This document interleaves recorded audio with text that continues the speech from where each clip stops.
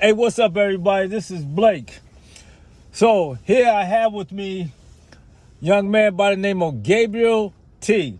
And he's going to share with us what he does as it relates to his gifts and talents. Talk to us, Gabe.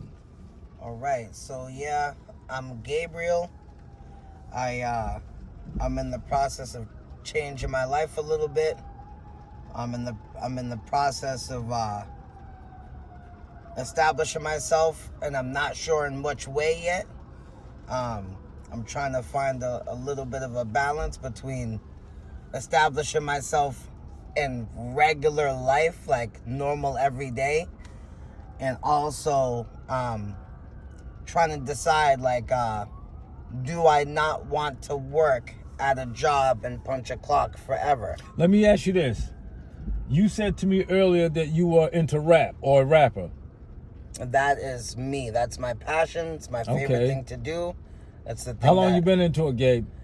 I would say I've known that I could rap for 10, 15 years. I've known that I could do it. I learned how to record and go to a studio maybe 10 years ago. How old are you? I am 34 years old. 34, okay. But when I learned that I could do it pretty good, I was also using. So, it's not that bad of a thing to be getting high while you're rapping. But then I learned that the best of rappers don't really get high because they kind of focus on what they're doing. So right about the time that I learned that I was better than everybody, I was a better rapper than everybody, but I was a worse man than everybody. So those things kind of fought against each other. So when you said you alluded to being under influence of what? Your own gifts and talents, or what? No, I did a lot of drugs. Oh, okay. All right. A lot for a long time, considering like how long I've been alive, and it kind of put me in a little bit of a standstill. So I got to see, like, even right now, I'm looking at people that I was rapping with 7, 8 years ago that are like taking themselves seriously, and they suck at rapping, but they're good at being men. So they put their money into what they're doing. They pay their bills responsibly, got their own studios, shoot their own videos, and do their thing. I'm late to that. So for the past year, I've been doing stuff like that. So for this past year, okay, so you're saying for this past year, have you been consistent in your doing stuff like that for the past year? With regard to my talent, I have been. Okay, good. So then you're on the road then. I am on the road. You are on the road. So let me ask you this. Now, you're a rapper. This is something you've known that you were good at. As a matter of fact, you said better than everybody. Okay, so tell us a little bit about the substance abuse history. So, I didn't get fucked up until I was in college. I did pretty good in high school because my dad was, once he changed his life, he was a no drinking, no drugging, you better do homework, don't end up how I was kind of guy. Yeah. And he was also big and scary in the event I wasn't doing that. So I was like kind of late to the party, as they say, like in terms of like getting messed up. Okay. So right when college hit, everyone else had drank during high school. I started drinking in college with absolutely no practice. So once I found out what time it was, I almost felt as though like I had catching up to do, and I lost track of school. I was like a Van Wilder character at my college. So I kind of just was the guy that stayed on campus well after I had withdrawn from all my classes and all that stuff, and I was the party guy. Now I'm going to be a drug dealer, but like a college drug dealer, which is like, hey guys, like, hey, what do you guys want? I have all the drugs. And then when I get kicked out of school, I move to the hood with real drug dealers, and I'm just like the nicest guy ever. And I learned to like find my niche in rapping because, hey guys, just come in, you come on in, everyone, and like I have this drug, that drug, that drug. So how long let me ask you this, Gabriel. How long did you do drugs for? I would say from 18 to 30. So 12 years. Okay, 12 years. That's 12 years out of your life. Now, you have reformed yourself from this. So you basically, it's fair to say you're living life, correct? I'm living life, and I'm trying to accelerate from like I started living right 3 years ago. Okay. And it seemed like okay, so I feel like I'm a 22-year-old. So you've been clean for 3 years. Is that what you're telling me? Yes, sir. Okay. So can you play instruments? No instruments. No. Are you familiar with anything in the as far as the other than rap? As far you said no instruments. Okay. Can you are you a lyricist? I'm a lyricist. I do the words. words. Can you do any R&B?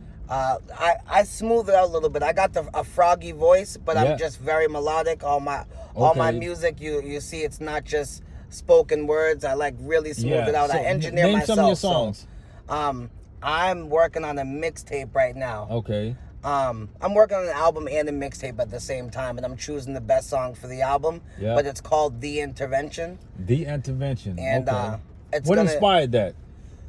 I have heard a lot of people make music, decide to change their life from someone who does drugs to someone who doesn't.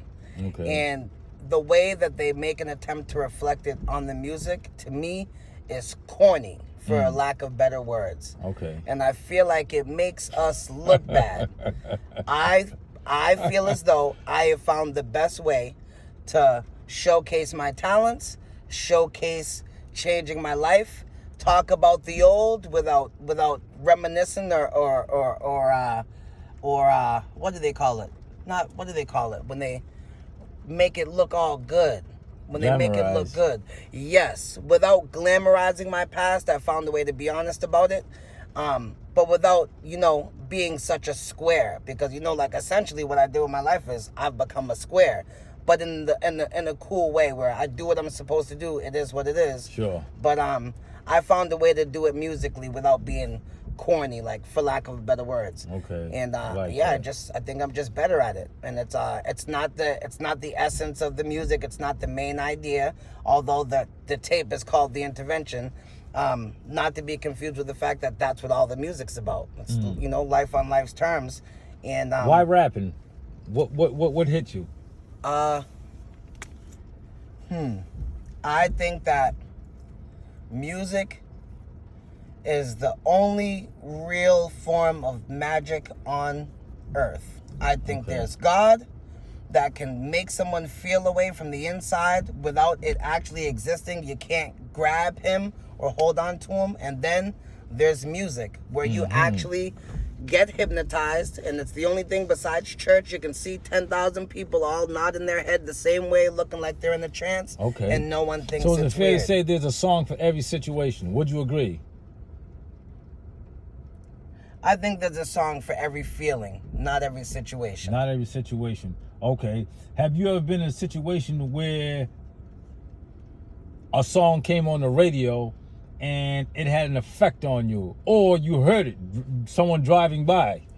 The first time that music made me cry was when the song my mother was dropping us off for my dad for the summer, and the song Mama came on by Boyz II Men. And I was way too young to I remember seeing like grown-ups cry like tears of joy or tears of sadness from music or a movie, and I always thought that was a weird sensation. Okay. But I remember not being happy, not being sad, but I remember that music making me cry. I was very, very young. Yeah. Just never forget that. But it happened all the time now. That's how I categorize like my timeline for where I was and what I was doing is usually based on what music was out at the time, which is a popular thing.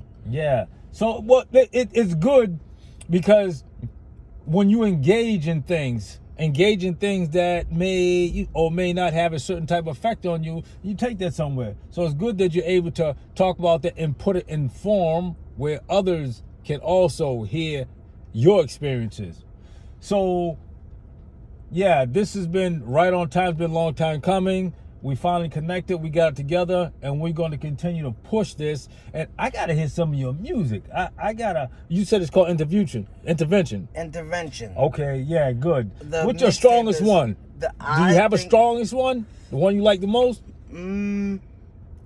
The strongest one is probably a song called Fucked Up. I could have done a little bit better on the title so it could be a little bit more widespread. Acceptable? Yeah, but the song, everyone see, like, I got a lot of party tracks where it's not, not party, but upbeat, high tempo, club life. I got a lot of serious ones, a lot of storytelling where I really showcase like wordplay, but for some reason I told a pretty simple story on the song Fucked Up, and everyone says this is where you need to be, this is how you need to live. It's honest and everybody likes it. I like that. All right, Gabe. So listen, we're going to have a part two to this at some point. But for now, this is going to work, and I definitely going to listen to some of your tracks on Intervention. If you find it on YouTube, I'm Gabriel Taylor, a.k.a. The Fifth. That's F-I-F-T-H. Today or lately is chasing my dreams instead of not knowing what they are or running from them, and facing my fear of the unknown, applying some faith. And instead of just doing the normal everyday things, just staying in my comfort zone, I do things that I don't want to do, and they're scary, but it's not the thing that scares me, it's what might happen. Every scenario, A to Z. I could have a plan for a zombie apocalypse. But at least I'm prepared for it if it happens. You know what I mean? So I try not to overanalyze and not make impulsive decisions, but make responsible decisions while finding the balance of figuring out who I am. Let me ask you this, Jen. Would it be fair to say that you are a person who thinks outside the box? Yeah. Okay. Yeah, not in a unique, special way, but I just feel like even in school or like talking with other people, like the things that not every idea is a gem, but I feel like I think different. Okay. What led you to that, or did it just you find yourself there? I mean, I know I've always like felt different. Again, not because I was unique, but I just felt kind of lost. Sure. And I don't know. Sometimes that type of thinking meant that I must be dumb if I didn't think like the way that everybody else did, or like that I'm crazy or something's wrong with me because I didn't think the way everybody else did. And now I just know that like it's experiences and everything that's led up to where I am today. I don't question it. I just speak. Okay. Cool. I like that. Something different. Different always brings flavor to the table, flavor to the pot. So let me ask you this. Addiction. Or should I say recovery? Take your pick. As you well know, there's a lot of active addiction, to be specific, in every town that you can think of.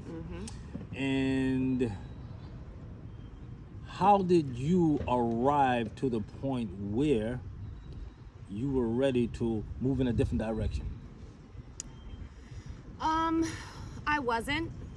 I wasn't ready. Somebody else had they wanted me out of their life. Okay. That's the type of person I used to be. So they put me into treatment, and one of the first questions I asked was, like, what now? What is there to do for fun? Because I had no idea what else could consume my day other than like running up and down the East Coast chasing drugs. It was like at such a low point in my life where I didn't see myself climbing out of that pit of darkness and despair that I had dug. And I also didn't think I was worth saving. So like somebody else putting me in treatment and kind of my fog clearing, and me seeing that I didn't have to wake up or rely or be handcuffed to substances in order to like motivate me to live.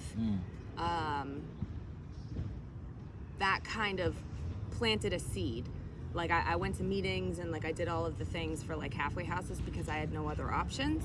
I didn't have any family or like anywhere else to go. So I stayed in further treatment, and I'm grateful for it because I needed to be held accountable, but I did like the bare minimum, and I didn't do any work on myself.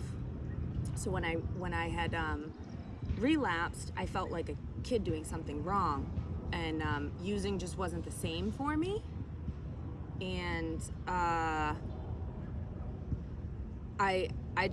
don't know what happened. I wish there was like a magical word, but I just knew that I didn't have to live that way because I was ready to just give up. So I had relapsed, and it was the environment I was in. I thought it would be great to be a bartender because I hate alcohol, but somehow I can't control myself if I start drinking. So I didn't do like any internal work to change the way I felt and to change the way that I was thinking. So I was behaving the same as if I was in active addiction. And then when I relapsed, I fought so hard. Like I ended up on the other side of Massachusetts, and I fought and like I hitchhiked my way into a detox in Boston. I've never chased getting better like that. And then, detox, TSS, halfway house. Once I made it to Lynn, I met my sponsor, and I met her on Christmas because I went to the Narcathon, and she had spoken, and she gave away a free book, and I won it, and that's why I got so excited today when people like last night somebody won a free book, and I was like, yay! And like everybody was like, yay! I was like, can you guys get excited? It's free. How long you been clean, Jen? I will have 5 years in October. Oh, okay. So, and I've had the same sponsor. Yeah. So, keeping me here has been a lot of hard work. Something that was overwhelming when I thought about all the things I had to do to stay here and to keep growing. It overwhelmed me, and I was mad, and I didn't accept it. But like figuring out all of the patterns of thinking or like learned behaviors based on like trauma that was unresolved as a child, and then what I continued to accept to create more trauma, and I just didn't know what I didn't know. So like staying here consists of unlearning all of that. That's deep. Yeah, that's deep. it's important. Like step work has provided me with insight, and not even in a bad way. Like I don't have to sit there and be like, oh well, these are all the things that I did, or I think negatively. That's like my instant thing is to just think negatively. It's like, no, it's an advantage to do step work because I can, if I don't like something that I'm able to change, like I can work on it, and I can do better, because even before I started using substances, like I was miserable, crawling outside of my skin, and everything looked great on the outside. Like I was a really good student because I'm an overachiever and a perfectionist and all of these things. So everything looked great, but like I was miserable and I was suicidal, and like obviously I wasn't thinking logically if I was like, hey, let's get addicted to different substances and like let it run your life. Because at first it was fun. Let me ask you this. If there were one thing you could say to someone who is in the situation that you used to be in, what would that be? Or two things, or three things?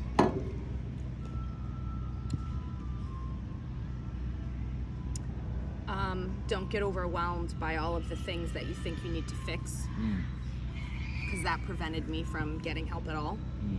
When I thought about those things, that big pile that is just like breathing over my shoulder. Like I don't have kids, so I feel like that's rare. I know a lot of parents will come in here and be like, well, I have to do this for my kid and like all of this stuff, and I didn't have that. But like I didn't have anything, so I didn't do it for me at first.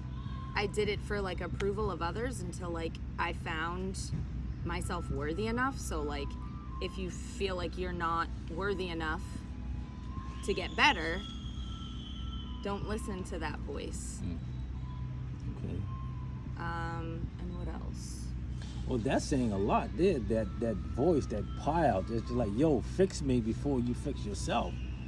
You know, tomorrow never comes. That's saying a whole lot there. Yeah. Filled with ammunition to keep you running No, I like that. So let me let's talk a little bit about your talent. You know what's funny that you asked that is the Ice Cream Man is playing for Elise. And I started finding my talent while I was clean, and I had to venture out. Well, first of all, you know, it was like, hey, Jen needs a hobby, and I say that in the third person because I was that crazy where you never knew which personality you were talking to, because I was very busy and involved in NA, and like I can identify as an addict, but that's not my identity. But I didn't know my favorite color. I didn't know anything about myself, so I had to venture out and like actually try things. And talent, where did it start? I know that I loved going to Plaster Fun Time. I'm 31 years old. I will still go to Plaster Fun Time any day. I don't know if you know Plaster Fun Time, but you paint things in there. My mind has always raced, so sitting there and telling me to meditate, using that word, I was like, nope, can't do it. I'm not even gonna bother. But I guess what happened was, like, I started learning the piano, and I learned for Elise on the piano, and like I started doing those painting things, and like was like, oh hey, maybe I should do this as a hobby. And then I knew that I was aggressive and very angry all the time, and like people are like, yeah, the gym is a release. And the gym was not a release for me. I would manage the gym and employees and all of these people, and like I was at the gym all day long where I knew I needed to be healthy, but like that environment, I didn't want to be in there. It didn't do any release. It made me more stressed because of all of the people around me, because I feed off of other people's energy, and then I would just feel drained. So thinking about like how angry I got, I was really trying to figure out, like, how can Jen be calm? How can I be calm and find that serenity that I hear everybody talk about? Because my mind won't shut off ever. And I started kickboxing,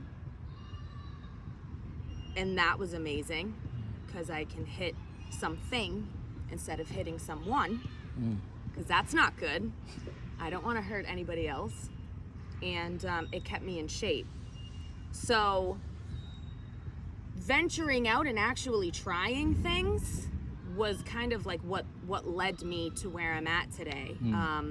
I would paint things for people as like gifts, and friends would be like, oh, can you learn this song on the piano? Or like friends would be like, oh, I'm angry, and I'm like, you should come and hit something with me. It's so much fun. So it kind of like broadened it out where it could help me socialize more, but have more one-on-one time. And then the gifts that I would paint for people, people would be like, oh my God, like your painting is really, really good. And I didn't really know what to do with it. People would tell me to sell my artwork, and I was a full-time general manager at an extremely busy gym, a 24/7 gym, which means I'm working 24/7 even if I'm not there. And on top of the fellowship that allows me to be here today, there's service in that, and then there's adult stuff. So it took an external circumstance, a very unfortunate circumstance, but a blessing of my dad getting sick. And I have two sisters. One of them is currently out using in active addiction, and the other one, she's like living on her own, and you know, I don't want to say struggling, but she's not able to take work off. And she actually had cancer a few years ago, and she beat it. So like my family was there for her when that happened, but not me because I was out using. So when this happened with my dad, he got diagnosed with prostate cancer, and being a responsible adult, I had money saved, and I said I was going to take time off of work. And he told me that I didn't have to do that. And I said, I want to. So I took a break from the gym. And it was amazing. Even though I was dealing with all of those other things, that is where, again, just like in the beginning, where I was taken away from active addiction, that fog cleared. The fog cleared of like the chaos at work, and I realized like that job is draining me.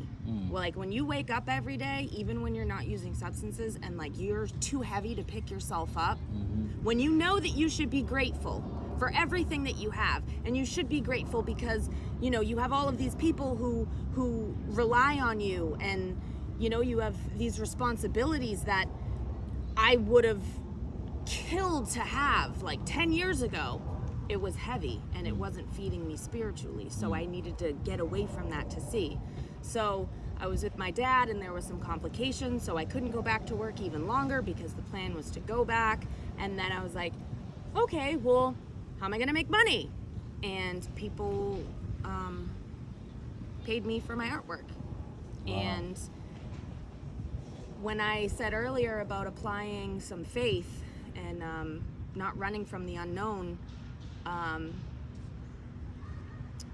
I've always talked about having a relationship with a higher power, but it was only the knowledge of it. There wasn't a constant application of that faith.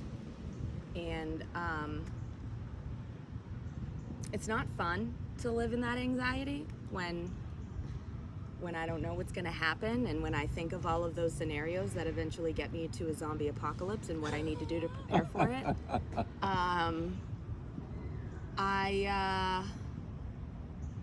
I just felt so much calmer when, and I'm not like, whatever happens will happen, you know, it's okay. It means like, oh my God, how am I going to pay my bills? Like, no, it's, hey, it's going to be okay. Like, this is where I'm at right now, and just being mindful of where I'm at, what I'm doing, what I'm working towards, and not just what I'm working towards, but like making it worth something.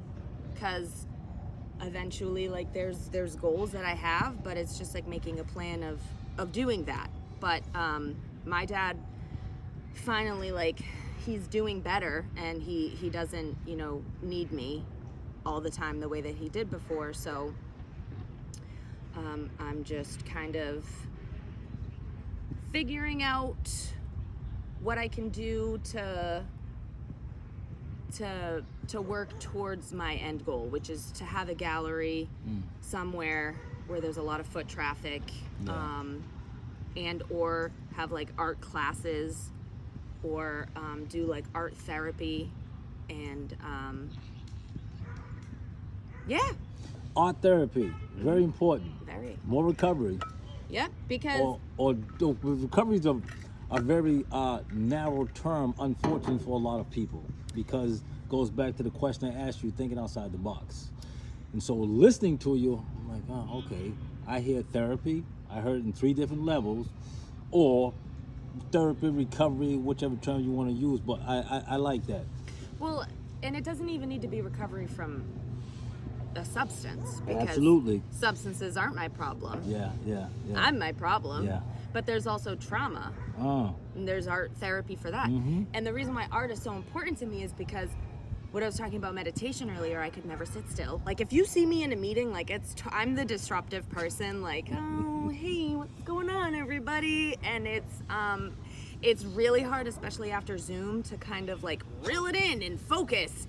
So like I have a ring, it's actually in my car, where I just spin it so I can just fiddle and not be disruptive in a meeting. But again, like with my mind racing and the word meditation, I thought it meant like sitting in the, what's that position? Like the lotus position? Like the ohm it out. And I was like, all right, so I need a gong, I need some scented candles, and I need a really comfortable mat to sit on. And just sit in silence. And no, that is not how me working on thought stopping or controlling my thoughts, or understanding my emotions and being able to regulate them so they don't go further into negativity. art started that concept of me seeing that I could just focus on one thing and not the 1,000 million other things that I might need to do. Like, art taught me to be mindful, be where I am, be present. Because if I am anywhere else, which most of the time I am, like right now, I'm like, what time is it? I don't want to be late for the meeting. You know I have a meeting at 7. You have a meeting at 7. You're not going to be late. But it's just like, I'm always everywhere else instead of being in the moment, and I'm missing where I am. So art centered me so I could be open-minded enough to try things to help me meditate. So, like, you know how people come in here and, people come into the fellowship and they're like God. And it can kind of turn them off a little bit and kind of confuse them. Religion isn't spirituality and all of those things, but it's just like, that happened to me too, where I thought no matter how good I did in this world today, that I would go to hell, and not like any hell, but like Dante's Inferno. Yeah, I don't know if you know that allegory, Yeah, where I'm he's got familiar so with many it. levels, Yeah. right? And I was like, all right, so we're starting at level 1 and we're gonna go all the way down, and not because I'm worse than you, it's because I didn't love myself, and like I was more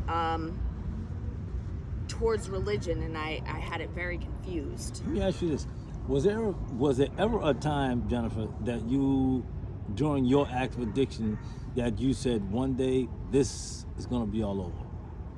Yeah, but in a sense where I was gonna overdose, or the lifestyle would kill me, or I just wouldn't wake up. Okay. That's what I was geared towards. Yeah. Okay. Because I never thought ever that I didn't think that everything that I had done, like to other people, to my life, but to myself internally, I never thought it was, I could get out of it.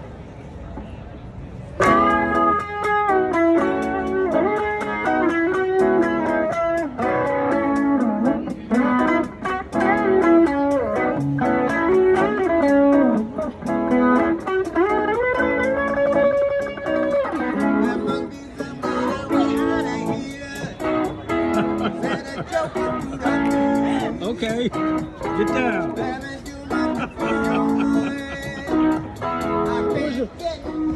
No.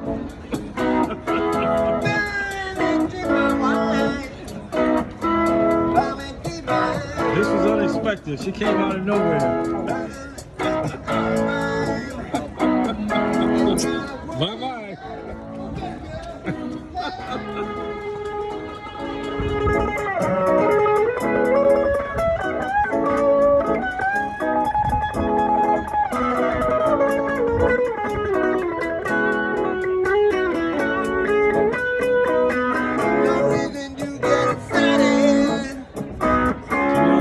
Tune.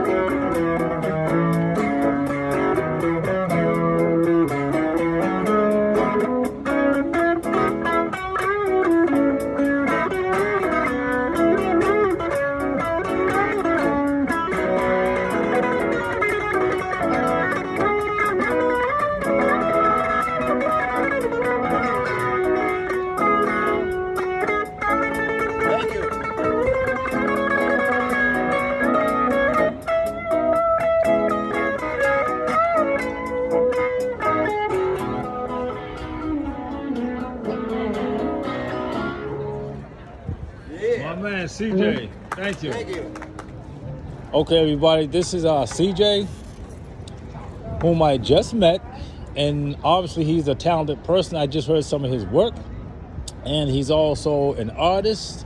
And now you did mention you have recovered from brain surgery. Yeah, a brain injury. Brain injury. When I was younger, 10 years old, I fell off a bike and rolled into an oncoming drunk driver. And Yeah. was in a coma for a while. So Wow. I had a severe brain injury for the past 30 years, and I cleaned up that accident. So, recovery from a brain injury, and I got 13 years of sober from drugs and alcohol. Okay. Because I had self-medicated myself after that head injury. Yeah. Wow. And I'm also an author. I have a book on Amazon about Beautiful. recovery from a brain Yeah, injury. yeah. 30 some odd years. Now, how long you been a talented musician? I've been playing guitar for 30 years. Now, is that an acoustic? This is an acoustic electric. Acoustic electric. It's mostly an electric. It doesn't work that great as an acoustic, but Yeah. you can use it. So tell me, is acoustic more for softer sound? Yeah. I mean, Okay. you do like on the beach. Yeah. Okay. Now, do you how long you been down here on Newbury Street? Today, 2 hours. Yeah. Is this a normal spot for you to come show up? No, I play in front of the library a lot. Oh, in front of the library? Yeah. Okay. All right. And also I play the subways. Yeah. Pines Convention. Yeah. Oh, are you from Boston? Yeah, I've been living here 10 years. A girlfriend begged me to move here, so Yeah. I'm grateful that I did. Yeah. I support her, and I do my meetings here, and I sell my paintings, and sell my books, Yeah. sell my CDs. Okay. Well, this here, I'm gonna pass this on, and I'm making sure there are hundreds of people that see Thanks this. a lot. Also, I want you to get a good look at my CD. I'm a multi-instrumentalist. I record piano, guitar, see bass, drums, Okay. and vocals, and I write everything. Singer-songwriter. Okay. I record in my studio. Yeah. Where I teach. Okay. So I'm really glad that I did this with you. Yeah. So hopefully, I can get some production out of it. Right. Yeah. You make money after I make you money. Something like that, man. I don't know, something like that. All right. Well, CJ, hey, listen. Thank you very much. This has been very interesting. Please.